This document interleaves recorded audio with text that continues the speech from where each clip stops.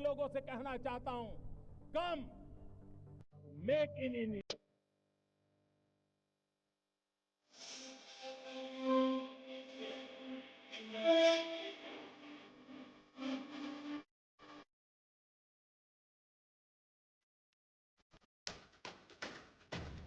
बीते कई दशकों में ऐसा पहली बार हुआ है कि नोएडा की जमीन के नीचे भूकंप का एक केंद्र बना हो। बुधवार की रात 9 बजे के करीब बहुत कम तीव्रता के आए भूकंप का एपिसेंटर यानी भूकंप का केंद्र नोएडा का सेक्टर 128 था।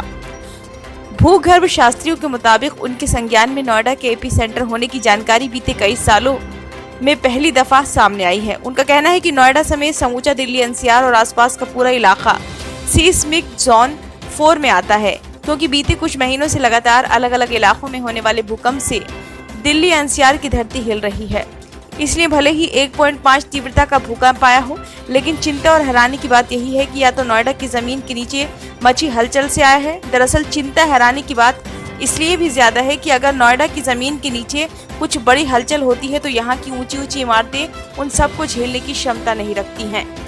बुधवार की रात 9 बजे के करीब नोएडा और आसपास के इलाकों में भूकंप आया। कहने को तो भूकंप की तीव्रता महज 1.5 थी, लेकिन सबसे महत्वपूर्ण और चौंकाने वाली बात ये थी कि भूकंप का केंद्र बिंदु कहीं और नहीं बल्कि नोएडा के सेक्टर 128 के नीचे की जमीन थी। हैदराबाद स्थित राष्ट्रीय भूभौतिकीय अनुसंधान संस्थान के पूर्व वरिष्ठ वैज्ञानिक डॉक्टर अन्ना बी स्वामी कहते हैं कि भूकंप की झटकों की तीव्रता को अलग अलग तौर पर वर्गीकृत किया जाता है, क्योंकि नोएडा और दिल्ली भूकंप के लिहाज से खतरनाक जोन में आते हैं। इसीलिए कम तीव्रता वाले भूकंप के एपिसेंटर होने की वजह से इसको पूर्वाघात की श्रेणी में शामिल किया जाता है।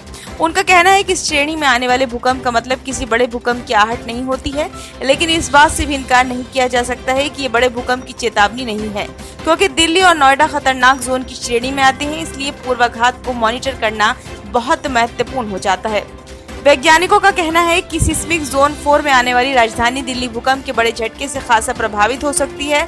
वरिष्ठ भूवैज्ञानिक और जियोलॉजिकल सोसाइटी ऑफ इंडिया के पूर्व उपनिदेशक डॉक्टर SN चंदेल का कहना है कि सिस्मिक जोन 4 में आने वाले भूकंप की तीव्रता 7 मैग्नीट्यूड के करीब की हो सकती है, क्योंकि दिल्ली एनसीआर इसी जोन में आता है। ऐसे में अगर इतनी तीव्रता के भूकंप का केंद्र इस इलाके की जमीन के नीचे होता है तो ये बहुत खतरनाक और बड़ी भीषण स्थिति हो सकती है।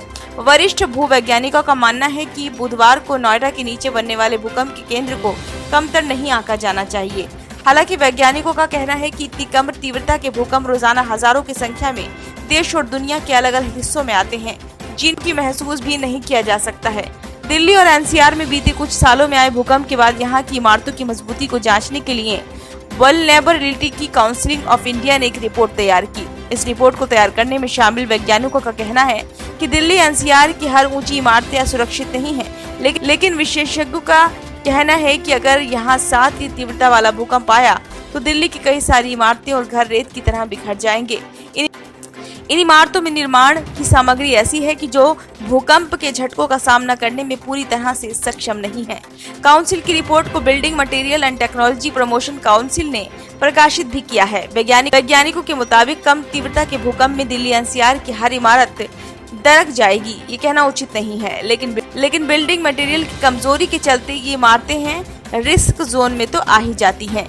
जियोलॉजिकल सर्वे ऑफ इंडिया की सीस्मोलॉजी डिवीजन से जुड़े वैज्ञानिकों का कहना है कि उनकी टीम ने देश के अलग अलग हिस्सों में भूकंप के लिहाज से अपना सर्वे भी किया है। ऐसे में सर्वे में शामिल एक वरिष्ठ वैज्ञानिक का कहना है कि दिल्ली एनसीआर क्षेत्र की एक बड़ी समस्या आबादी का घनत्व है। यहाँ की लाखों इमारतें दशकों पुरानी हो चुकी हैं और कई मोहल्ले एक दूसरे से सटे बने हैं। वैज्ञानिकों का कहना है कि नदियों के या उनके कैचमेंट एरिया से कुछ किलोमीटर के दायरे में बनने वाली इमारतों के नीचे की मिट्टी भूकंप के झटकों को सहने के लिहाज से सबसे कमजोर मानी जाती है। इसलिए इस दायरे में आने वाली सभी बिल्डिंग न कि सिर्फ खतरनाक हैं, बल्कि नोएडा या दिल्ली जैसे शहर में कभी एपिसेंटर होने की वजह से बड़ा खतरा भी ला सकती हैं। ब्यूरो रिपोर्ट, नई दिल्ली।